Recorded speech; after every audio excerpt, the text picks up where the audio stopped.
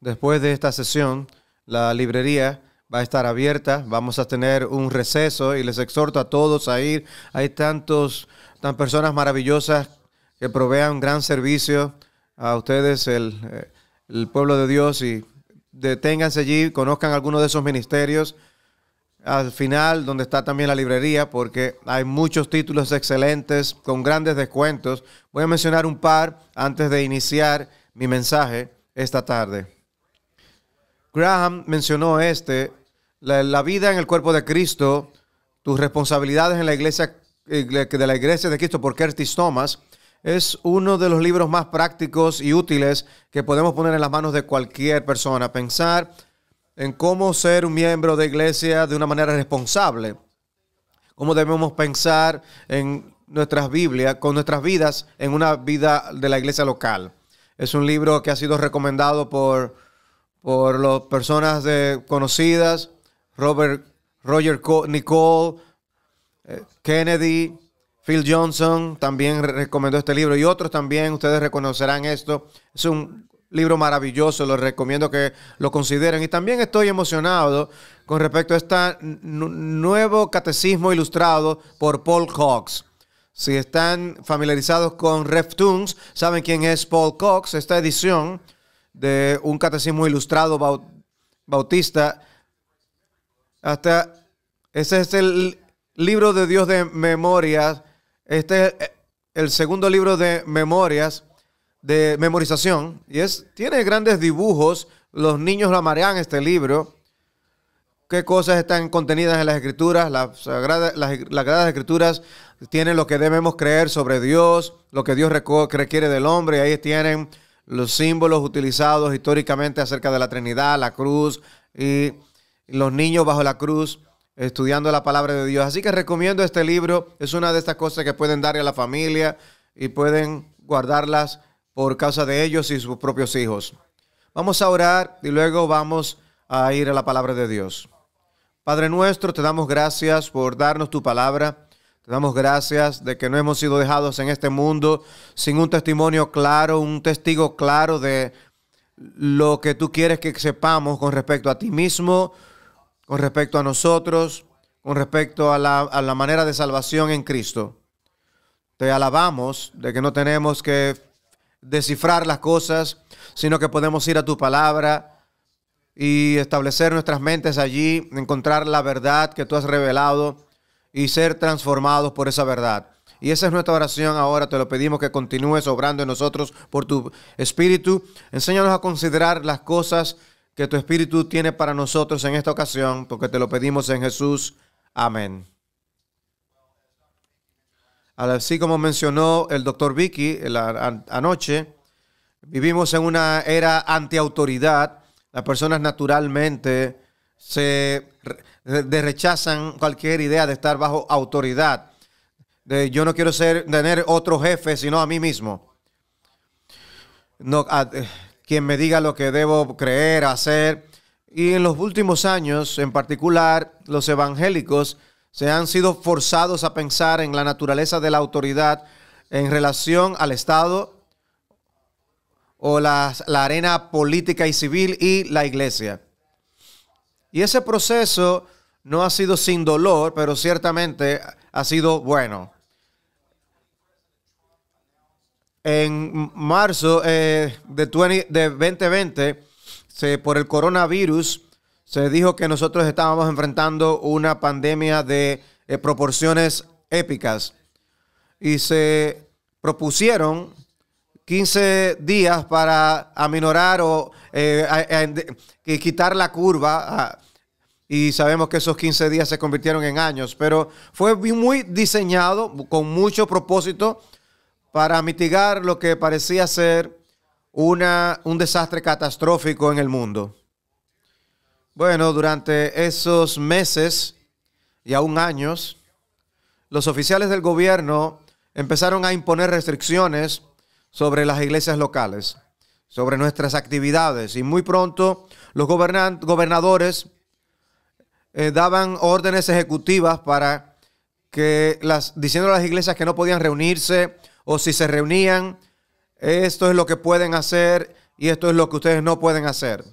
Y algunas de esas órdenes ejecutivas tenían restricciones como el cantar o el tener más de 10 personas presentes, sin importar el tamaño de las facilidades en las que se reunían. Cuando el gobernador de Virginia tuvo una conferencia de prensa en diciembre 10, ya muy adentro en el 2020, dijo: Navidad está a 2 semanas. Las fiestas son tiempos de gozo y comunidad. Nosotros nos reunimos, celebramos nuestra fe y con familia. Pero este año necesitamos pensar en lo que es realmente lo más importante.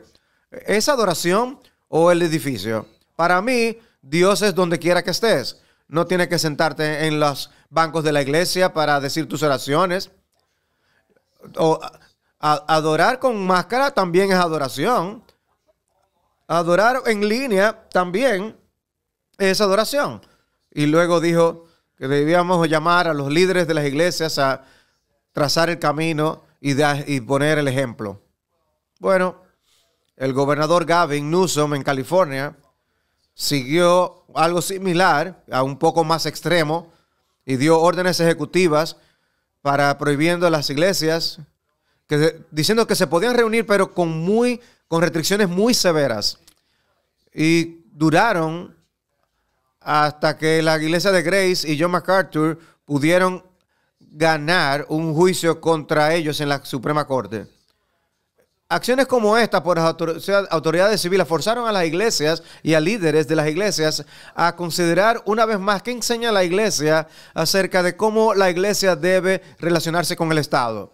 Específicamente, ¿quién tiene el derecho de decir a las iglesias lo que ellos pueden o no pueden hacer cuando se reúnen o cómo se reúnen? De nuevo, aunque fue un proceso doloroso, algunas iglesias navegaron esas aguas mejor que otras, pero para muchos ha sido un proceso clarificador para ir de nuevo a la palabra de Dios y reconocer que las cosas que siempre han sido verdad, que quizás hemos asumido, ya no pueden ser dadas por sentadas, específicamente y preeminentemente el que Jesús y Jesucristo únicamente es Señor de la iglesia. Él es la cabeza de la iglesia. Cristo es quien vino por la iglesia, es quien cuida la iglesia como su cuerpo. Es el que ha redimido a su pueblo, la iglesia, para sí mismo. Yo estoy muy confiado de que ninguna iglesia que valga ser sal ha negado un artículo de fe. Sin embargo, nosotros necesitamos estar dispuestos a detenernos y a considerar de manera fresca qué significa de manera práctica el llamar a Jesús el cabeza de la iglesia. Y necesitamos pensar en eso en términos de lo que el costo puede ser de manera práctica para que nosotros honremos a Cristo como cabeza de la iglesia. Hemos enfrentado y enfrentaremos oposición. Nuestros hermanos y hermanas alrededor del mundo enfrentan oposición, persecución de manera regular. Y nosotros no debemos pensar que nosotros somos inmunes a tales cosas. Jesús es cabeza de la iglesia. Cuando Pedro confesó que Jesús es el Mesías, en Cesarea de Filipo dijo: tú eres el Hijo del Dios viviente. Y Jesús respondió: sobre esta roca edificaré mi iglesia, y las puertas del Hades no prevalecerán contra ella. El apóstol Pablo introduce la idea de Jesús siendo la cabeza de la iglesia en 6 pasajes específicos en sus letras a los Efesios y Colosenses. En Efesios 4:16, de quien todo el cuerpo, estando bien ajustado y unido por la cohesión que las coyunturas proveen, conforme al funcionamiento adecuado de cada miembro, produce el crecimiento del cuerpo para su propia edificación en amor. Y en el versículo 15, sino hablando la verdad en amor en todos los aspectos, en aquel que es la cabeza, Cristo. Habla la relación luego del esposo con la esposa, y dice que la relación matrimonial está diseñado para ser una parábola viviente de la relación que Cristo tiene con su esposa. Y Pablo escribe que el esposo es la cabeza de la iglesia, así como Cristo es cabeza de la iglesia, su cuerpo, y es su Salvador.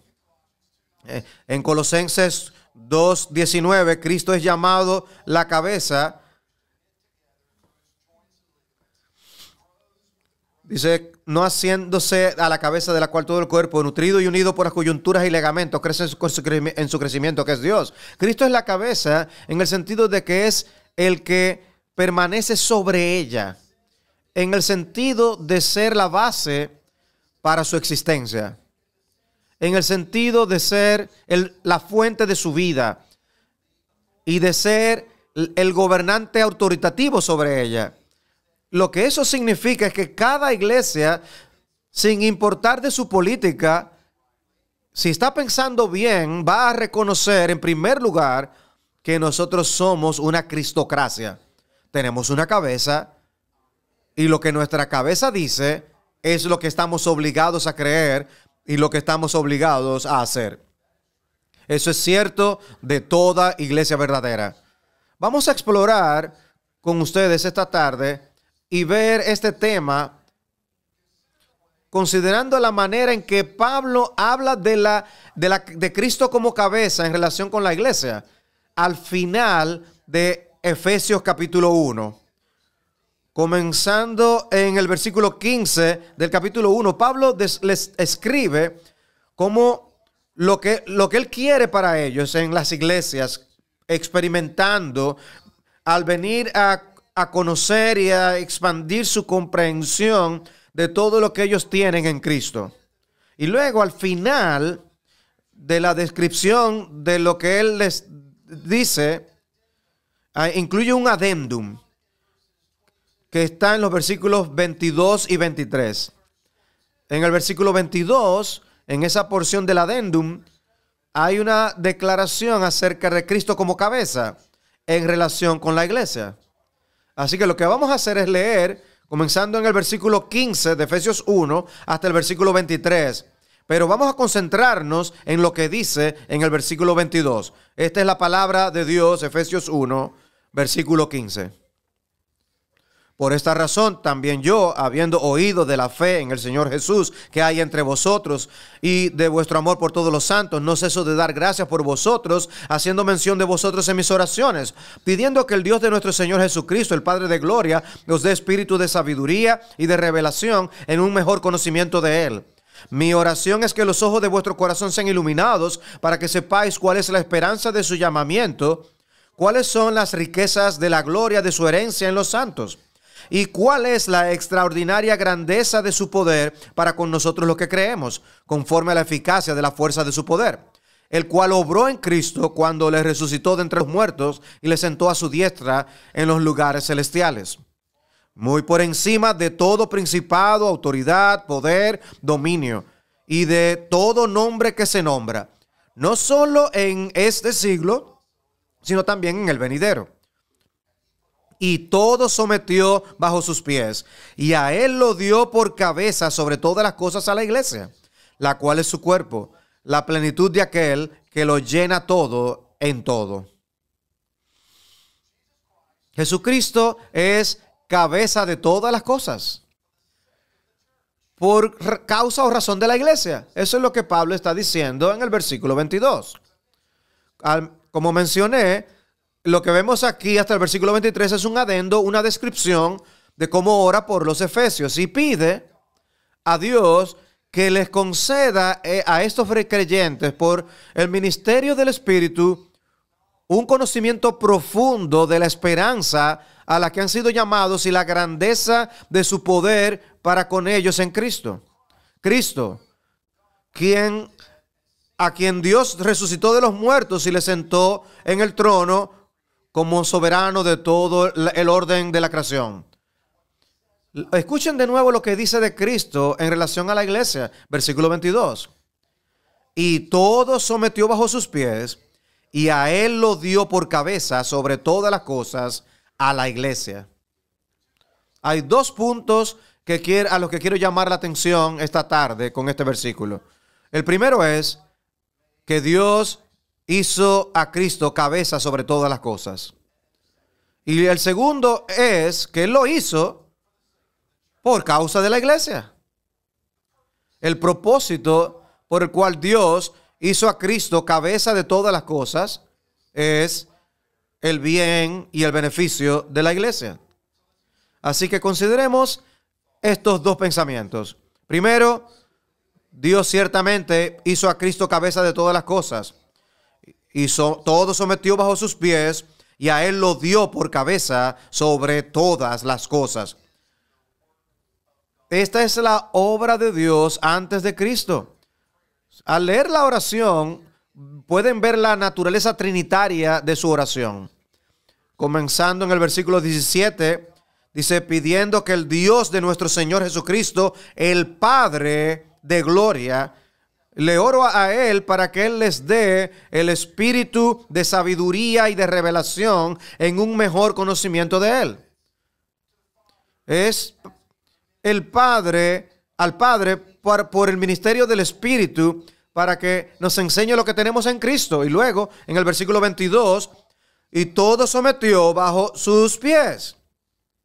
Dios puso todas las cosas bajo los pies de Jesucristo. El Padre puso todas las cosas bajo los pies del Hijo. Esta es una referencia a el Salmo 8, el versículo donde ora acerca del Cristo como el hombre verdadero, de que le ha dado a Él todo dominio sobre las obras de tus manos, le ha puesto todas las cosas bajo sus pies. Esa palabra poner significa subordinar, hacer que algo esté sometido a.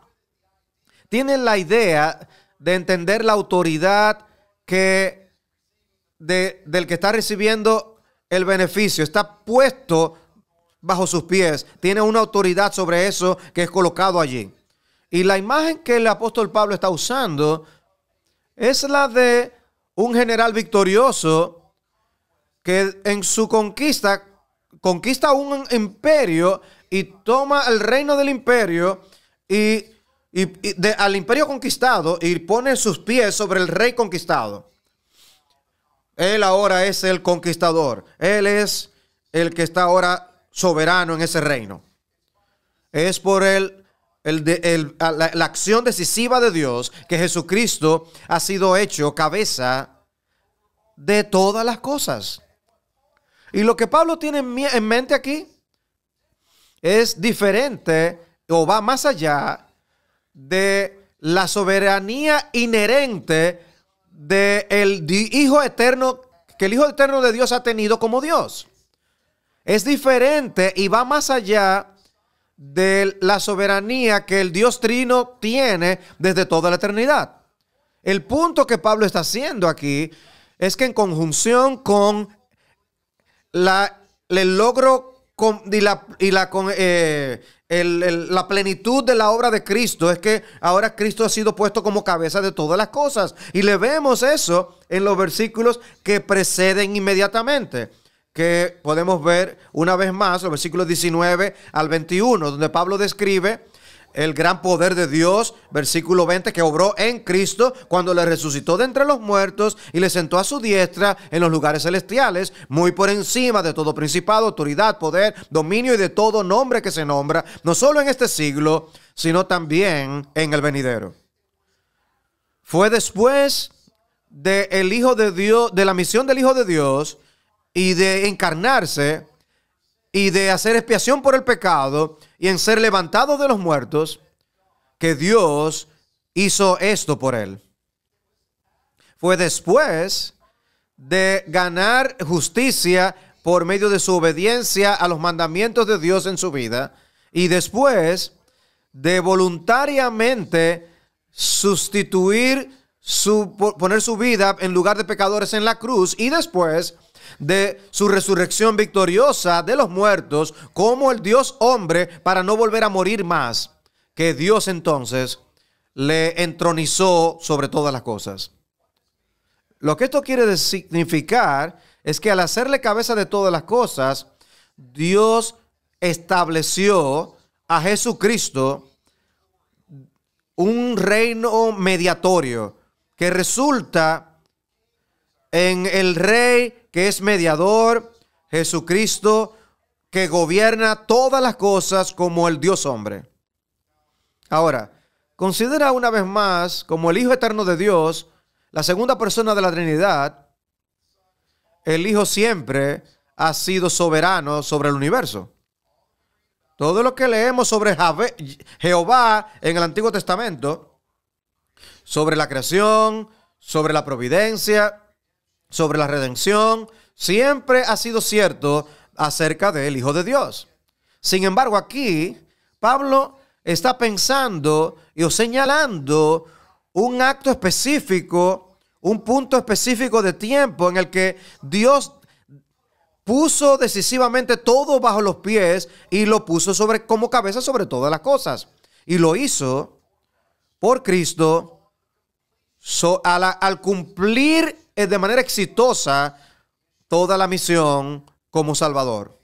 Y lo hizo de una manera decisiva, pública, innegable, levantando a Cristo de los muertos y luego haciéndole ascender a los cielos, sentado a la diestra del trono eterno. Así que es como el Dios hombre que Cristo ahora es cabeza sobre todas las cosas. Es como el mediador entre Dios y el hombre, que Jesús tiene todas las cosas bajo sus pies.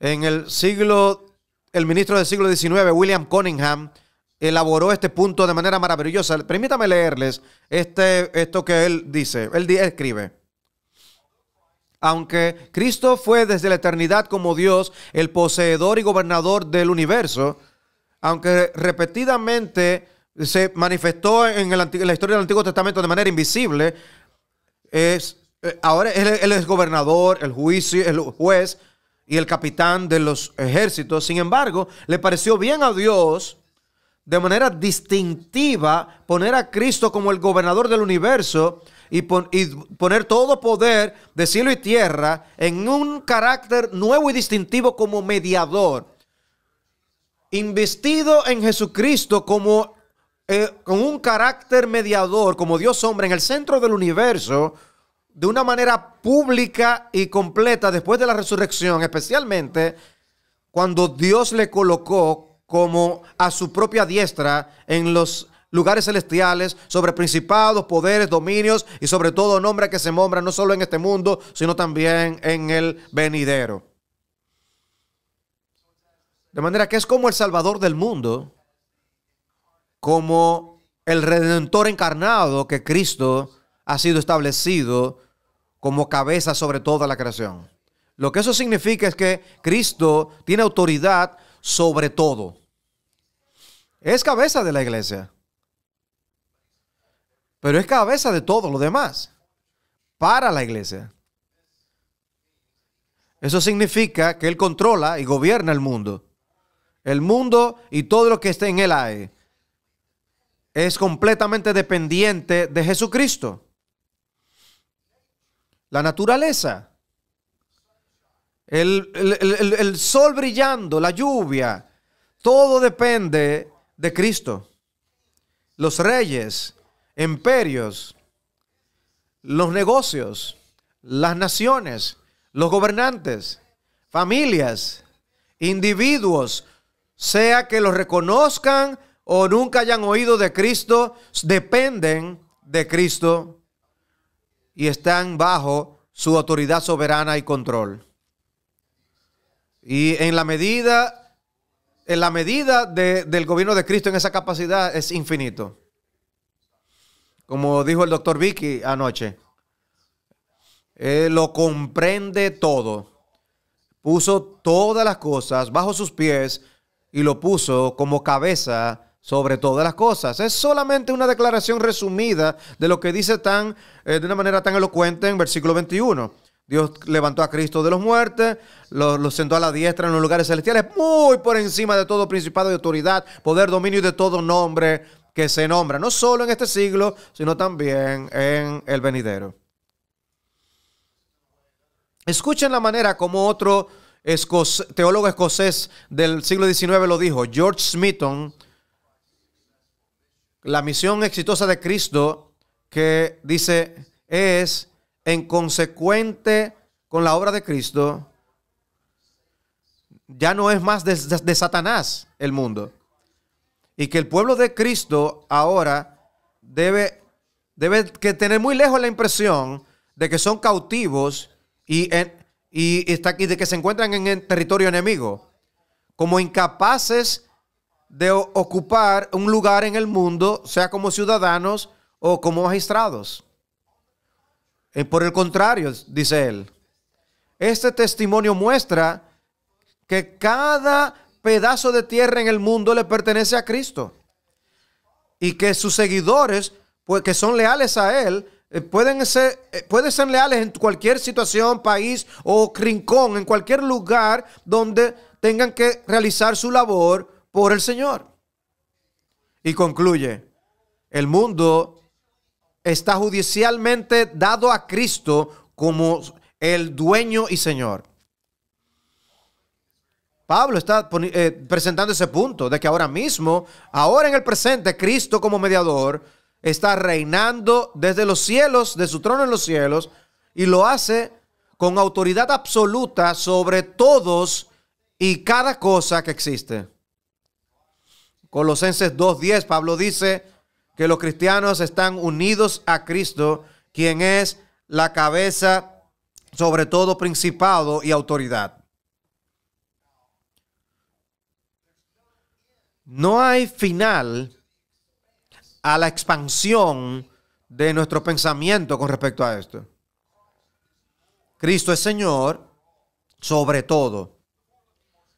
Antes de ver más específicamente en nuestro segundo punto, que es la razón por la que Dios ha hecho todo esto, el propósito por el cual Dios ha hecho esto en Cristo, quiero presentar dos rápidas aplicaciones de esta señorío sin límite de Cristo sobre todas las cosas. Uno es de que Cristo es cabeza sobre todo, significa que todos son responsables a Cristo ahora mismo. Sea que hayan escuchado de Él, sea que le crean en Él, sean que tengan algún aprecio por Él o no. Pablo dice, y por eso Pablo puede decir cuando va a Atenas y al Areópago y habla a estos filósofos que están ridiculizándole y su mensaje, y él concluye el mensaje diciendo que Dios pasó por alto los tiempos de vuestra ignorancia, pero ahora Él manda a todos los hombres en todo lugar a que se arrepientan. Y luego les dice, ¿por qué existe esta obligación universal al arrepentimiento? Porque Él ha establecido un día en el cual juzgará al mundo con justicia por aquel que Él ha designado. Y por eso da seguridad a todos, levantándole de entre los muertos. Jesús es Señor. Por tanto, todos deben arrepentirse ante Dios y postrarse ante el Rey Jesús. Este es el punto que Pablo tiene en mente al decirnos lo que Dios ha hecho en Cristo, en sus oficios mediatorios como nuestro Redentor. Todos deben dar cuenta a Cristo. Todos van a comparecer ante Cristo y dar cuenta en aquel gran día del juicio. Porque eso es cierto. Nuestro mensaje en amor y compasión y preocupación real por las personas es rogándoles a ellos que se arrepientan. Oh, pero yo no soy religioso. De Cristo es tu cabeza. Oh, yo no me considero interesado en las cosas de Cristo. Tú vas a estar frente a Cristo, que es cabeza de todas las cosas un día. Y Dios ha provisto acceso a Él, perdón en Él, y debes postrarte ante Él. Esta es la fundación de nuestra confianza en el evangelismo, de que todos, en todo lugar, debe postrarse ante Jesucristo como Señor. Escucha la manera como el apóstol Pablo lo pone en Filipenses capítulos 2, 9 al 11. Por lo cual Dios también le exaltó hasta lo sumo y le confirió el nombre que es sobre todo nombre, para que al nombre de Jesús se doble toda rodilla de los que están en el cielo y en la tierra y debajo de la tierra, y toda lengua confiese que Jesucristo es Señor, para gloria de Dios Padre. Ven, no es una pregunta o un asunto de si una persona va a postrarse a Cristo como Señor. Es solamente un asunto de cuándo. O te postras ante Cristo como Señor en esta vida, mientras todavía es el día de salvación, cuando la gracia de Dios todavía está reinando, cuando Cristo todavía está hecho disponible para ti. O tú te vas a postrar en aquel día de la aparición de Cristo, cuando regrese a esta tierra, cuando su reinado y su señorío será evidenciado a todos. Pero cuando ya haya terminado el día de la gracia. Sabiendo esto, nosotros buscamos persuadir a las personas a que se vuelvan del pecado y que vengan al Señor Jesucristo.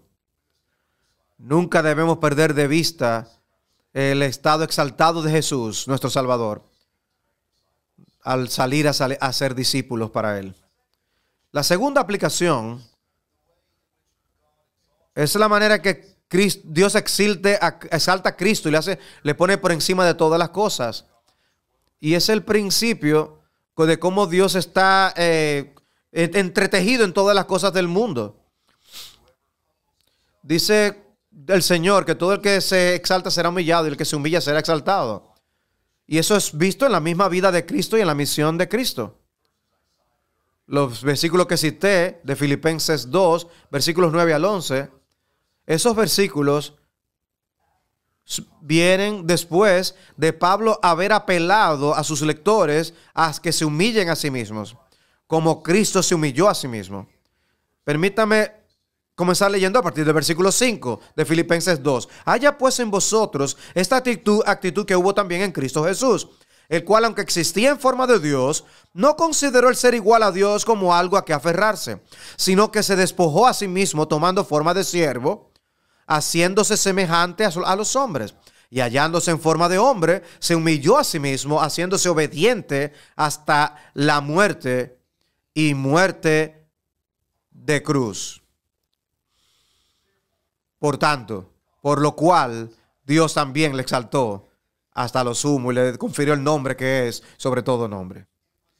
Fue después y en consecuencia a la humillación de Cristo en tomar la forma de siervo, convirtiéndose en carne y sangre, siendo obediente, obediente hasta la muerte y no muerte vergonzosa de cruz, que Dios le exaltó hasta lo sumo y le hizo cabeza de todas las cosas. Hermanos y hermanas, este es nuestro Señor. Este es nuestro comandante. Esta es la manera que Él vive. Esta es la manera en que Dios trató con Él. Nosotros hemos sido salvados a una sumisión humilde a la voluntad de Dios. El camino de humillación que nuestro Señor caminó, ese camino de humillación es el que ha puesto por delante a todos sus seguidores. Así que debemos seguir en sus pisadas. Debemos vivir humildemente ante nuestro Dios. Debemos reconocer nuestro lugar en este mundo y viendo la naturaleza de a quien que nosotros seguimos para estar bien con Dios, para que nosotros también podamos vivir de manera humilde ante Él. Por eso Pedro nos exhorta en 1 de Pedro 5:6, humillaos a vosotros mismos bajo la mano poderosa de Dios para que en su momento Él nos exalte. Así que Dios hizo a Cristo cabeza sobre todas las cosas. Pero en segundo lugar, Dios lo hizo por causa de la iglesia. puso todo sobre sus pies, sobre todas las cosas, a la iglesia. Dios lo dio a la iglesia. Esa palabra dio puede algunas veces significar señalar o instalar. Algunas traducciones lo ponen así. La Nueva Versión Internacional lo dice. Si es así que Pablo lo entendió, esto sería paralelo a la idea de que Dios puso todas las cosas bajo sus pies. Pero cuando compares la manera como esta palabra es usada en el resto de esta carta, parece sugerir que Pablo la usa en la forma más sencilla, de que simplemente dio, simplemente lo dio. Dios dio a Cristo, habiendo puesto todo bajo sus pies, a la iglesia. ¿Qué significa por la iglesia?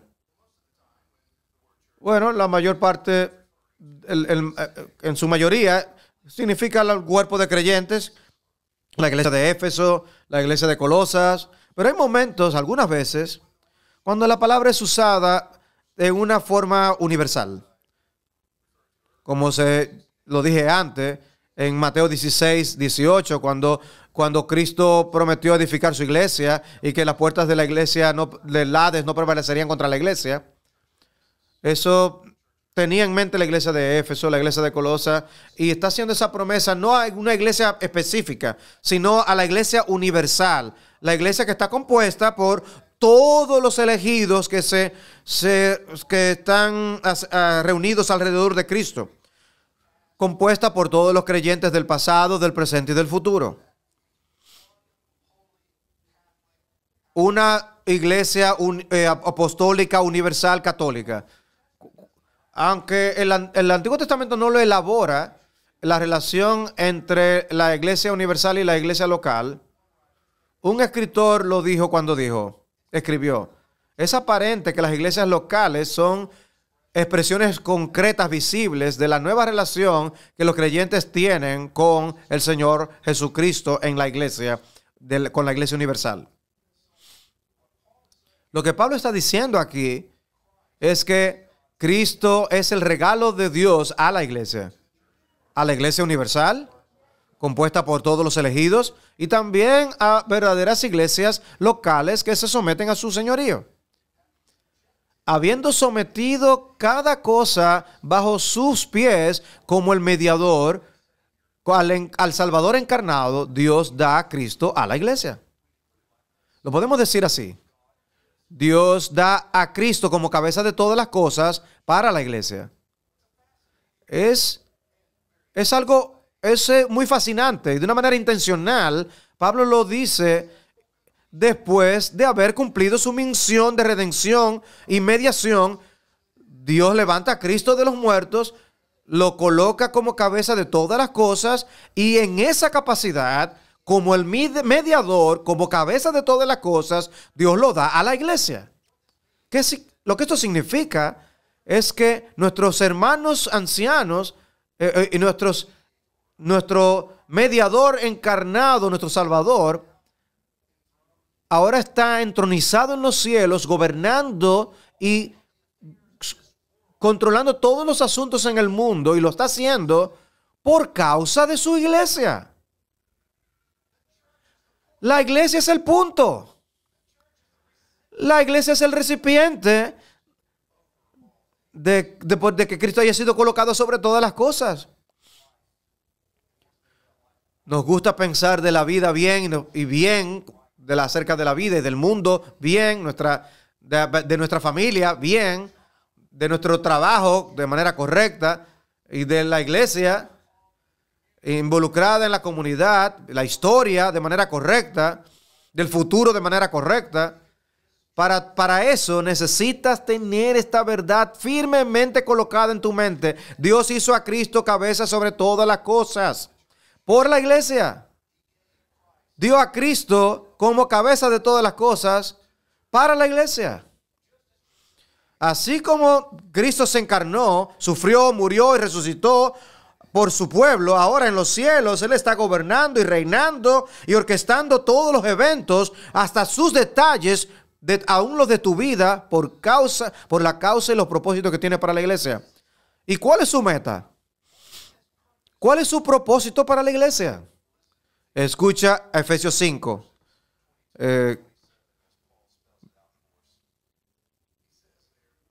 Dice allí, versículos 26 y 27, que los maridos son cabezas de la iglesia, así como Cristo es cabeza de la iglesia, la cual es su Salvador. Versículo 25.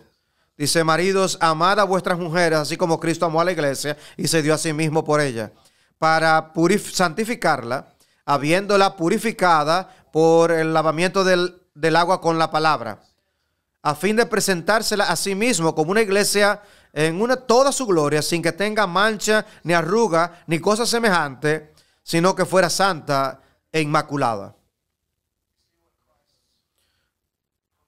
¿Ven cuál es el propósito de Cristo para la iglesia? Su meta final.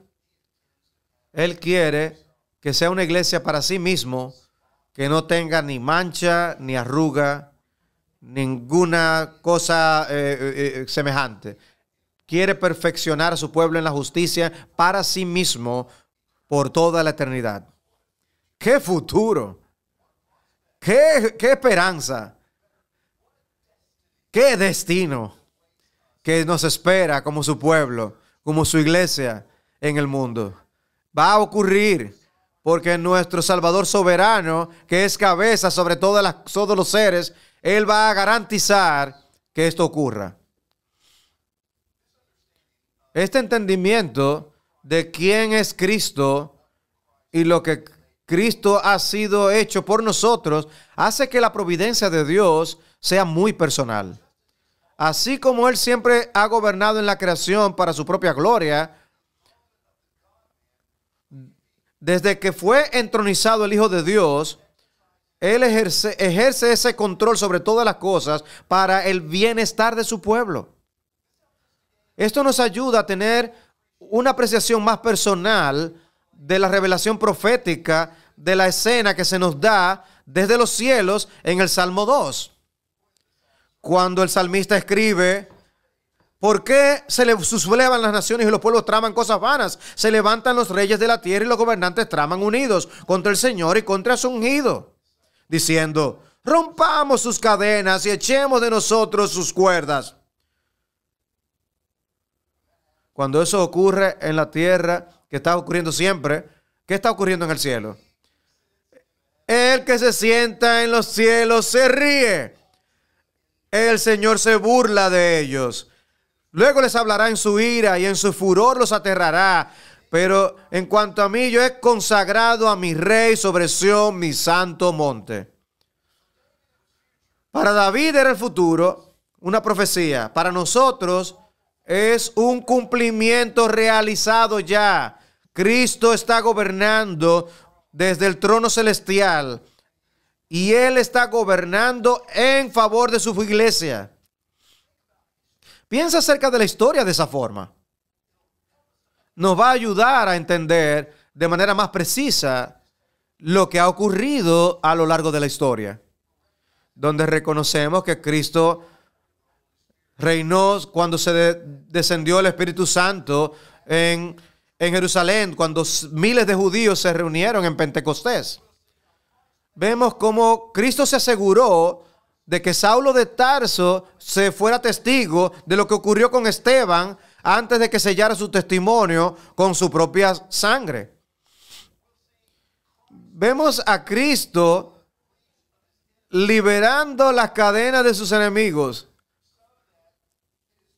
para que su pueblo, como Hechos 8 lo dice, fueran esparcidos por Judea y Samaria, asegurándose de que ellos fueran predicando la palabra de Dios con ellos a donde iban.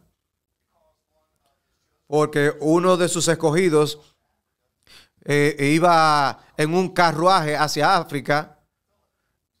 Dios llama a Felipe, él estaba leyendo su Biblia, él le lleva a este camino solitario de Gaza y empieza a caminar junto a ese carruaje.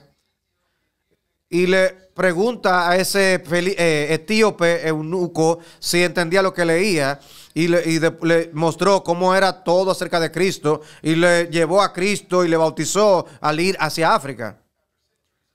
Después de siglos de personas que estaban esclavizadas en Roma, Dios envió a Constantino. Y sea que Dios haya obrado en sinceridad o no, Dios le usó para hacer el edicto de Milán en los 300 para poner fin a la persecución de la iglesia en el Imperio Romano. Y la paz, porque duró por siglos, permitió que hubiera clarificación sobre doctrinas cruciales, las doctrinas de Cristo, como que nosotros, por ejemplo, escuchamos, y la triunidad de Dios. En el 1400 y pico, Dios levantó a un alemán para que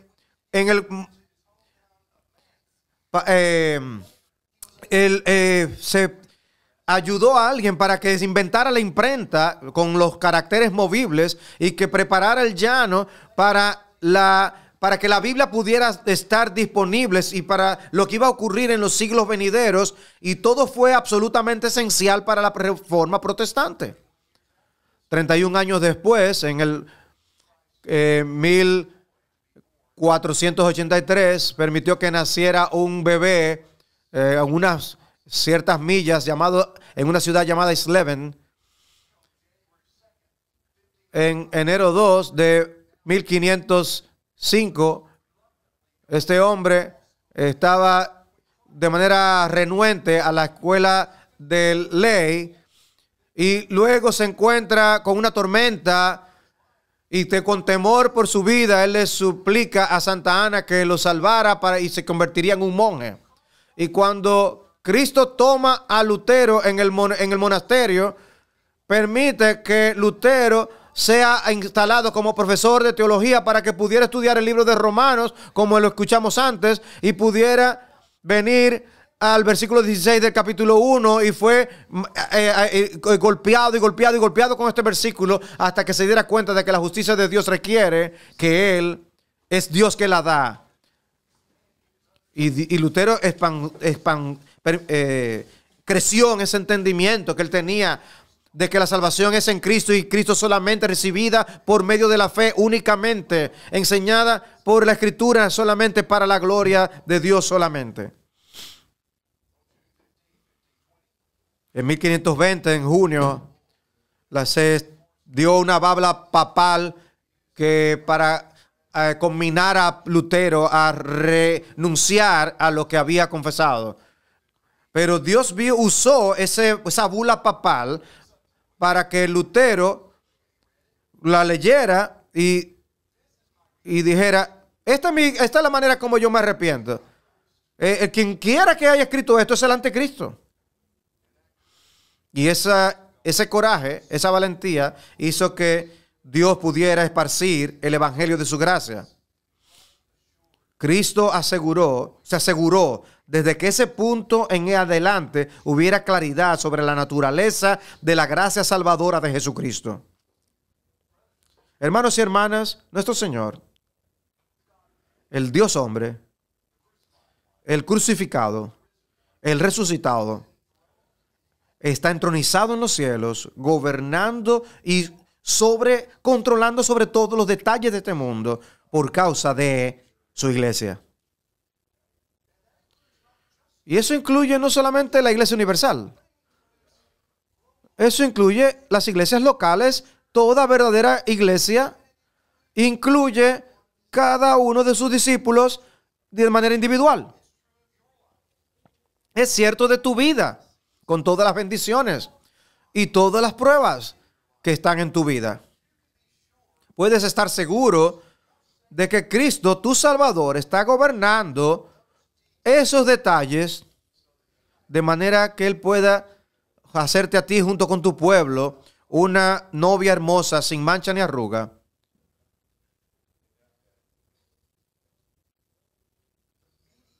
El mediador, el redentor, que dejó los cielos y se humilló a sí mismo para venir a ser uno de nosotros y luego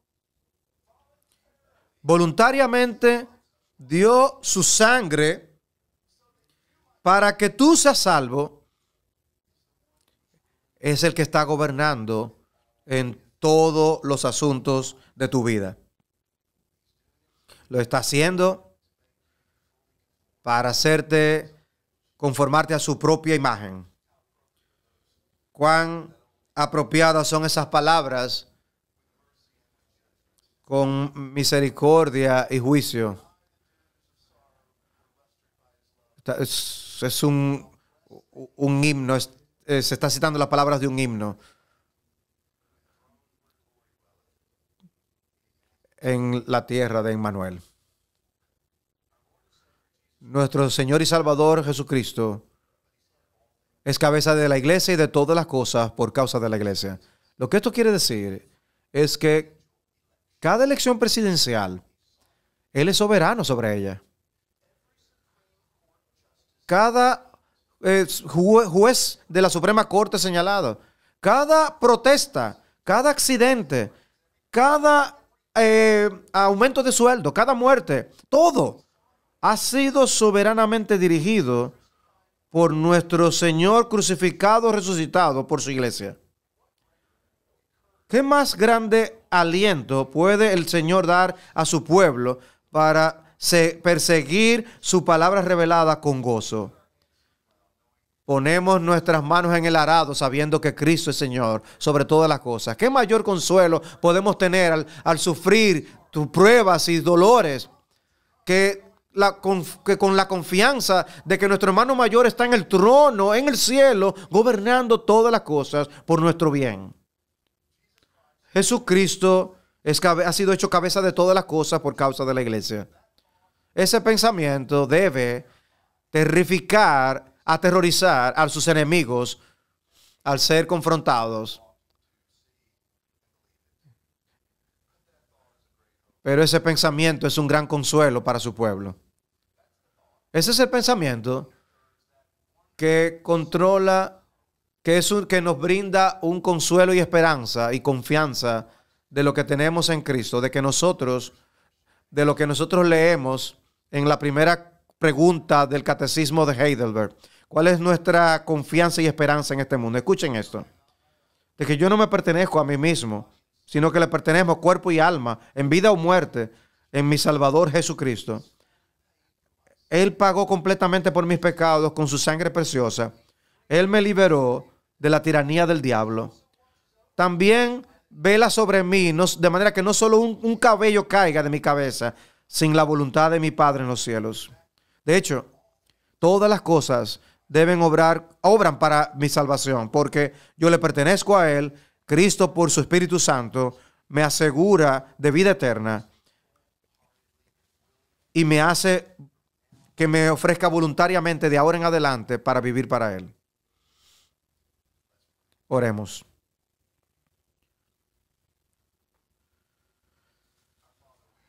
Padre nuestro, te damos gracias por darnos a Cristo como nuestro Señor, como nuestro Salvador, nuestra cabeza. Te damos gracias de que, habiendo completado tu voluntad y logrado la redención, resucitaste de los muertos, ascendiste a los cielos y se sientas ahora en el trono, habiendo sido hecho cabeza sobre todas las cosas, como un regalo para su iglesia. Perdónanos por nuestra incredulidad. Fortalécenos con esta verdad, nuestra fe, para que nos guíe a gran consuelo, gozo y celo para vivir completamente para nuestro Rey. Que tú obras esto en nosotros, te lo pedimos en Cristo. Amén.